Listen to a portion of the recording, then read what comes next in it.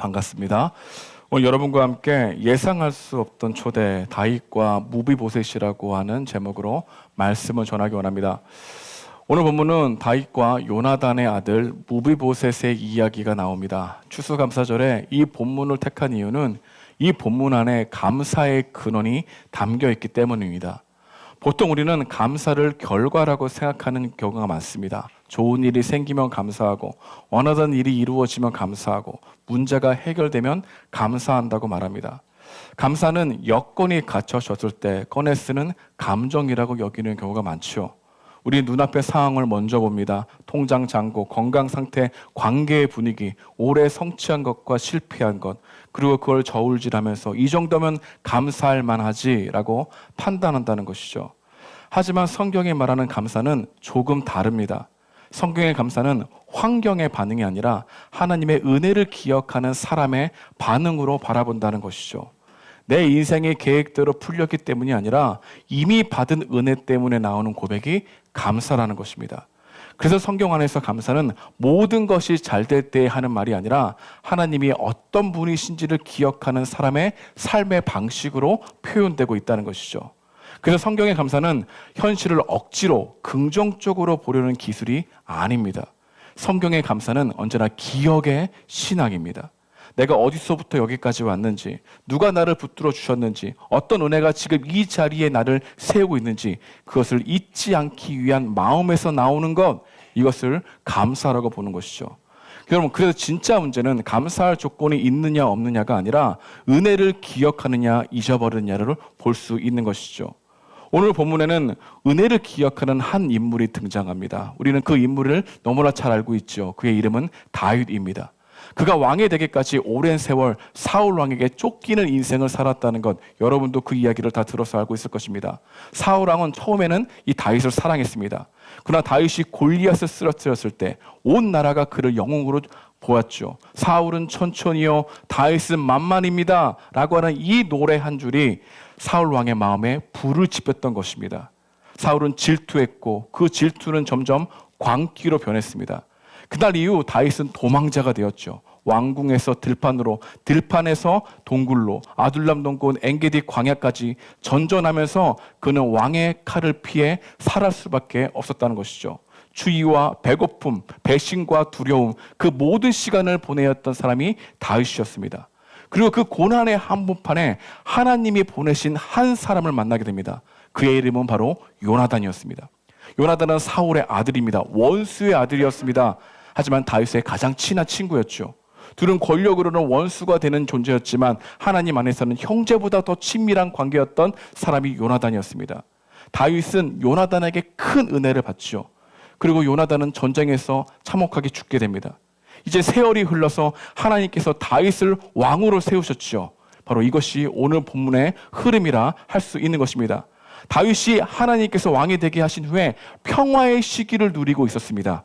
그때 다윗은 한 사람을 기억합니다. 그 사람은 바로 자신의 친구 요나단이었습니다.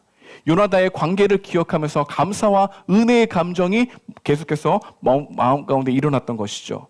저는 오늘 이 감사절 절기를 통해서 여러분, 다윗이 은혜를 기억하며 요나단을 생각하면서 은혜를 어떻게 흘려보내야 될까라고 하는 이 장면을 여러분과 함께 상고해 보고자 합니다. 그래서 이 다윗이 은혜를 흘려보는 과정을 통해서 하나님의 은혜가 무엇인지, 은혜의 특징은 무엇인지, 그리고 우리는 이 말씀을 보면서 어떻게 감사의 내용을 가지고 하나님께 나아갈 것인지 오늘 여러분과 이 본문 내용을 통해서 함께 상고해 보도록 하겠습니다. 그렇다면 오늘 본문에서 발견하는 이 은혜의 특징은 무엇일까요? 먼저 우리는 다윗의 질문을 통해서 그 특징을 살펴볼 수 있습니다. 다윗은 왕이 되고 어느 날 참모들에게 이런 질문을 합니다. 우리 함께 1절 말씀인데요. 1절 말씀을 읽어보도록 하겠습니다. 시작. 다윗이 이르되 사울의 집에 아직도 남은 사람이 있느냐? 내가 요나단으로 말미암아 그 사람에게 은총을 베풀리라 하니라. 여러분, 다윗은 사울의 집에 남은 사람을 찾습니다. 사무엘서 기자는 사울의 집안을 찾는 다윗을 주목합니다. 왜 다윗이 사울의 집안에 남은 사람을 찾는다고 얘기하고 있죠? 은혜를 베풀기 위해서. 근데 여러분, 이러한 모습은 그 당시 세상의 왕들과는 전혀 다른 모습이었다는 겁니다. 보통 왕이라면 자신의 위험할 가능성이 있는 왕가의 후손들을 어떻게 합니까? 제거하죠. 여러분, 왕이 된 사람은 원수의 집안을 없애는 것이 통치의 상식으로 생각하는 것이 세상의 뜻이었습니다. 그런데 다윗은 그 반대 일을 하고 있는 거예요. 다윗은 권력의 정점에 있을 때 복수를 생각하지 않고 은혜를 베풀 사울왕의 자손을 찾는다. 이것이 우리에게 보여지는 본문이라는 겁니다.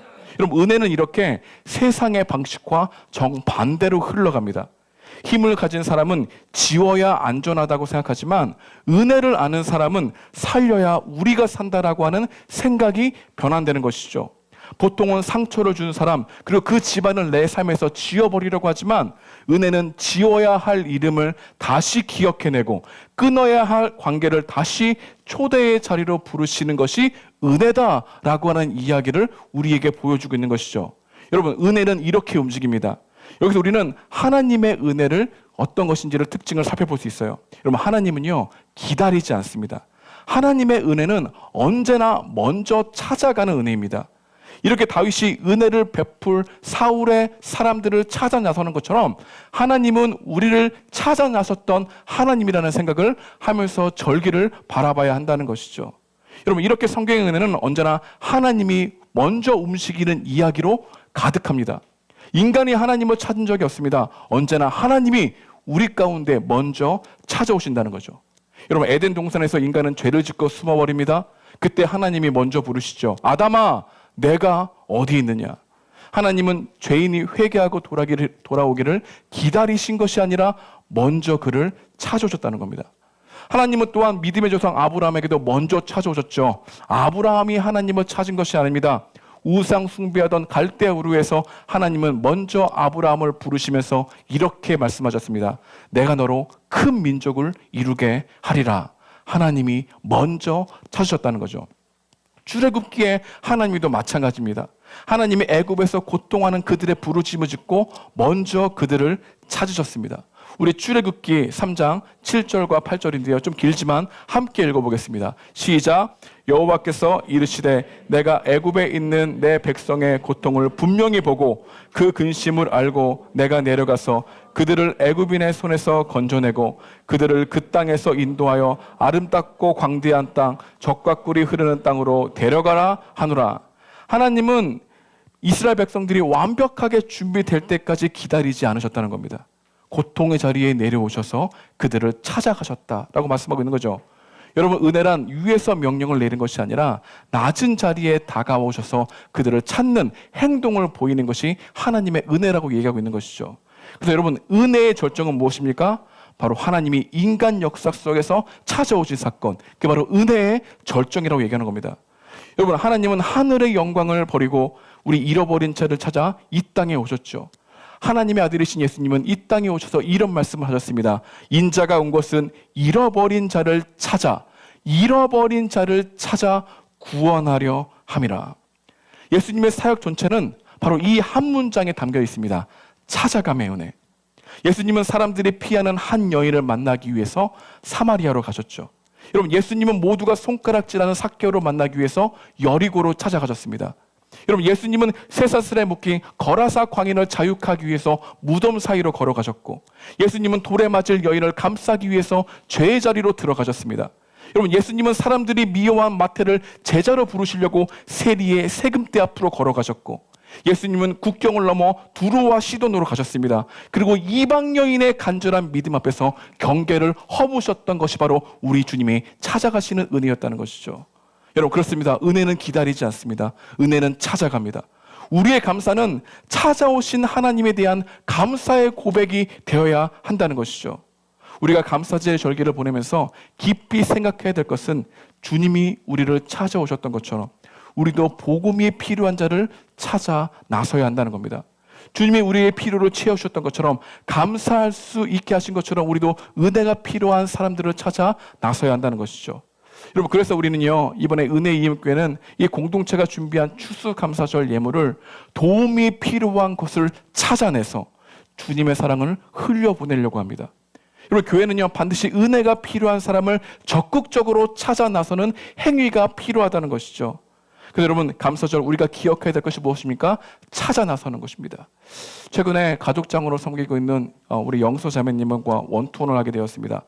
같이 신방을 하게 되면서 이런저런 이야기를 하다가 가족에 대한 이야기가 나왔습니다. 영서 자매님은 부모님께 복음을 전하고 전도하고 싶어하는 소망에 가득했습니다. 그날도 원투원을 하면서 신방을 하면서 이 부모님을 어떻게 전도할 것인가 이런저런 이야기를 하다가 우리가 교회에 모시고 오기 전에 우리가 먼저 찾아가서 식사 자리를 만들고 환대하며 교제하는 것을 한번 해보자라고 하는 이야기를 나누게 되었습니다. 영서 자매님의 부모님만을 위해서 환대의 시간을 정석껏 마련해서 사랑을 전하자고 하는 취지였고 우리 둘 다 가슴이 뛰었습니다. 이 이야기를 끝난 후에 우리 마음 가운데는 우리 만나는 자리에 오실까라고 하는 궁금증도 있었지만 이 영서 자매가 부모님께 용기 있게 말했다고 합니다. 부모님께 우리 교회에서 목사님이 함께 식사를 하고 교제 나누는데 그 자리에 오실 수 있겠습니까? 라고 물어보자 이 영서 부모님께서 놀랍게도 12월 27일 토요일 점심에 함께 식사하고 교제를 나누는 자리에 나오게 된다는 이 사실을 저에게 말해준 것이죠. 여러분, 은혜 이웃교회는요, 이렇게 찾아 나서는 일에 매우 중요하게 여기고 사역해 나가려고 합니다. 여러분, 이런 일들은 영서 자매님만 위한 일이 아닙니다.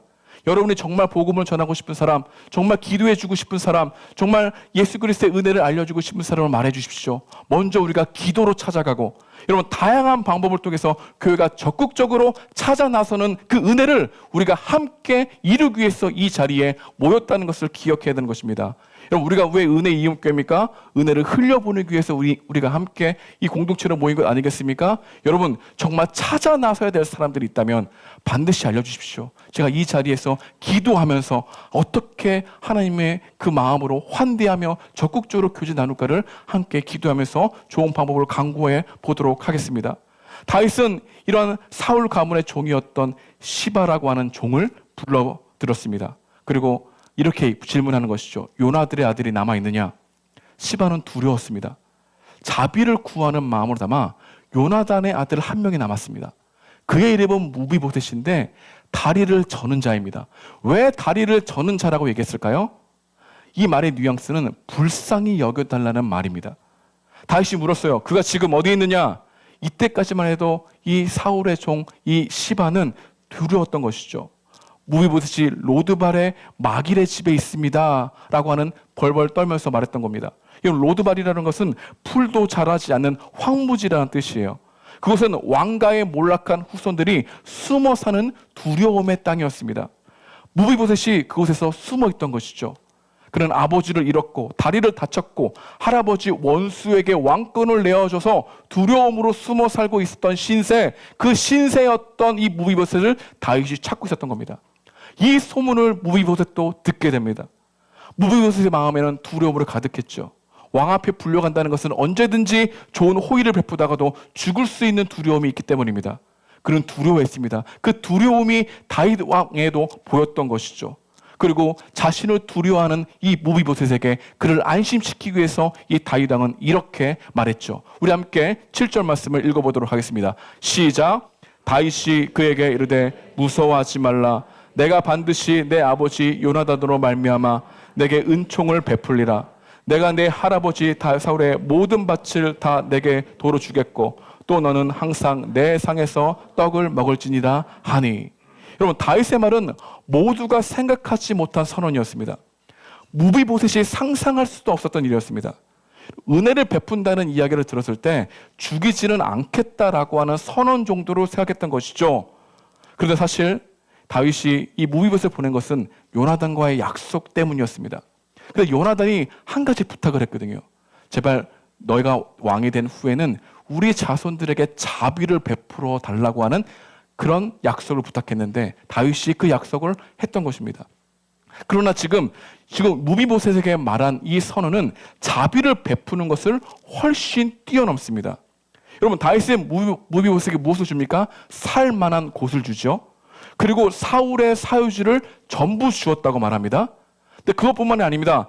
무비보셋이 장애가 있잖아요. 경작할 수 없기 때문에 36명의 종들을 주겠다고 하는 이야기를 하고 있죠.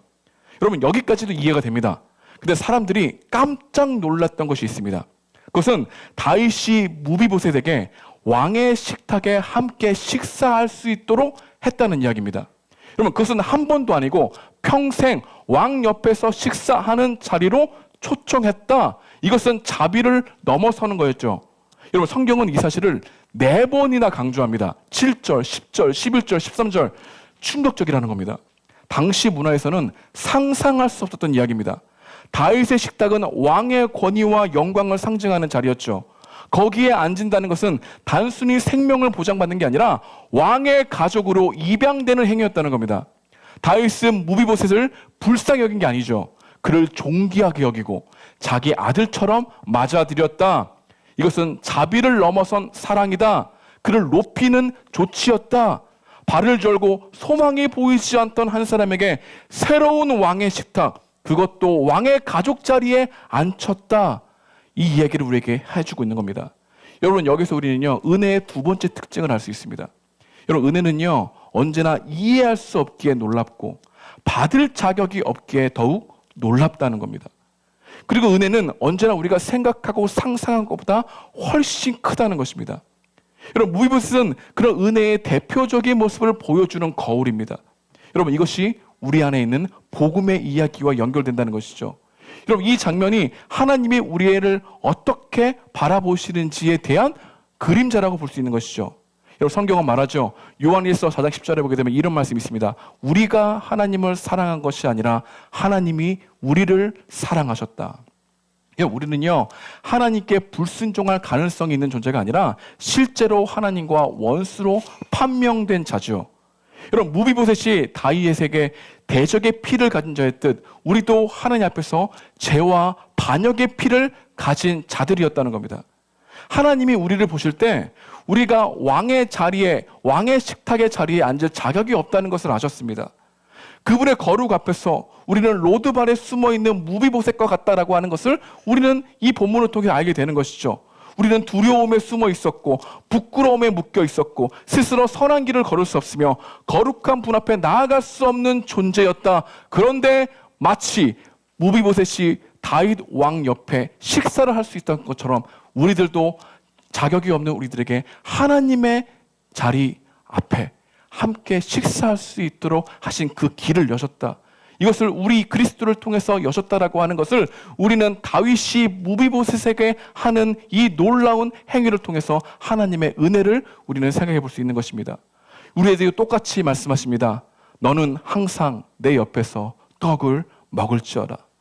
여러분, 단순히 용서가 아니라 그분의 식탁에 초대하는 그 하나님의 그 은혜가 우리 가운데도 임하고 있다는 것을 우리는 다윗이 무비보셋에게 하는 것을 통해서 은혜가 무엇인지를 알 수 있는 것입니다. 여러분, 은혜는요, 우리의 행위로 설명되지 않습니다. 여러분, 그렇지 않습니까? 그저 은혜는요, 놀랄 뿐입니다. 은혜의 관대함에 더욱더 깊이 놀라는 것이 은혜의 특징인 것이죠. 이러한 본문의 내용을 통해서 우리는 이런 질문을 해볼 수 있습니다. 나는 이렇게 놀라운 은혜의 수혜자로서 어떻게 살아가고 있는가? 나는 보답할 수 없는 입장에 있는 사람들을 어떻게 대하고 있는가? 나는 나를 상처 준 사람, 불편한 사람에게 은혜로 다가갈 용기가 있는가? 나의 시간과 재능, 마음이 누군가의 로드바를 향하는 통로가 되고 있는가? 은혜 받을 자로서 나는 불편함과 손해를 감수하며 누군가를 섬기고 있는가? 감사의 전기를 보내면서 우리 마음 가운데 이런 질문을 해보는 것, 감사의 절기를 제대로 보낼 수 있는 근거라고 할 수 있는 것이죠. 여러분, 그렇다면 다윗이 이렇게 사울의 집에 남은 사람을 찾고 무비보셋을 만나서 놀라운 은혜와 호의를 베푼 중요한 동기는 무엇이었을까요? 그건 딱 한 가지밖에 없었어요. 다윗이 요나단에게 스스로 했던 말 한마디. 1절에 보면 그 중요한 동기가 나오죠. 다윗이 이렇게 말했습니다. 내가 요나단으로 말미암아 내가 요나단에게 자비를 베풀겠다라고 하는 그 말 한마디로 인하여 은혜가 약속으로 지켜졌다는 것이죠. 여러분, 다윗이 원수 집안의 호의를 베풀 것이라고 기대한 사람은 아무도 없었습니다. 요나단에게 다윗이 어떤 약속을 한 것을 안 사람은 아무도 없었죠. 누구만 압니까? 요나단과 다윗만 아는데 요나단은 죽었어요. 다윗의 마음을 움직일 수 있는 난처한 상황도 없었습니다. 성문 앞에서 나는 요나단의 아들입니다. 나를 극진히 잘 대접하십시오라고 외치는 사람들도 없었습니다. 다윗이 마음이 움직인 것은 소멸시효도 아닙니다. 20년이 넘었습니다. 그냥 잊어버릴 수도 돼요. 마음의 양심에 가책도 느끼지 않을 수 있는 시간이었습니다.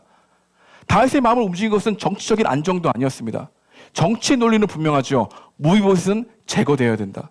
정치는 무비보셋의 죽음을 얘기합니다. 다윗의 마음을 움직인 것이 편의성도 아니었습니다. 여러분, 다윗의 입장에서 보게 되면 아무 일도 없던 것처럼 여기는 것이 가장 편했을 것입니다. 하지만 오직 다윗의 마음을 움직여 호의를 베풀게 되었던 동기는 요나단에게 했던 말 한마디. 여러분, 여기서 우리는 은혜의 세 번째 특징을 알 수 있어요. 은혜는요, 약속 중심적입니다. 은혜는 이전에 했던 약속에 대한 신실한 마음을 가지는 것이 은혜라고 이야기하는 것을 성경을 통해서 배울 수 있는 겁니다. 이러한 다윗의 모습은 하나님이 어떤 분이신지를 묵상하게 되죠. 여러분, 하나님은요, 약속을 어기기보다 오히려 죽음을 택하신 분이다 라고 하는 이야기를 우리는 성경 전체를 통해 알 수 있는 것이죠.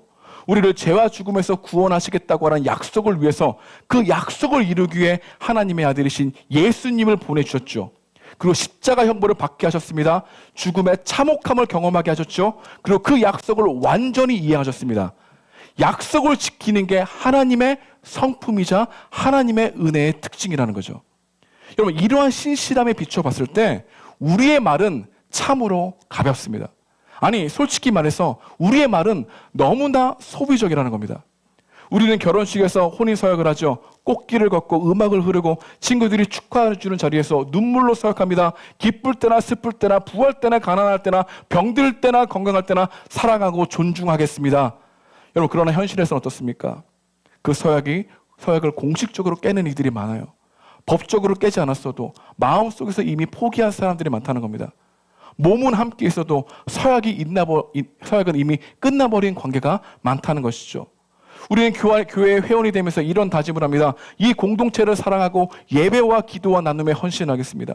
하나님의 나라를 함께 이루어가겠다고 얘기했죠. 그러나 시간이 지나면 그때 내가 무슨 말을 했는지 기억조차 나지 않는 경우가 많다는 것입니다. 우리는 새해가 되면 다짐을 하죠. 올해는 정말 달라질 거야. 나는 이제 가족에게 더 잘해야지. 나는 정직하게 살 거야. 예배와 말씀에 우선순위로 살아야지. 하지만 그 말이 며칠 지나지 않아서 흐릿해지죠. 우리는 이 시에는 다시 안 그럴게. 그런 약속을 많이 합니다. 하지만 어느 순간부터 자기 입으로 하는 약속조차 믿지 못하게 되는 우리의 현실이 있는 것이죠. 어쩌면 우리는 약속도 옵션처럼 여깁니다. 마음에 들면 유지하고 힘들어지면 해지하는 구독 서비스처럼 말을 하는 경우가 많다는 겁니다. 사람의 관계도 상품처럼 고를 수 있다고 생각합니다. 맞으면 같이 가고 안 맞으면 끊어버리고.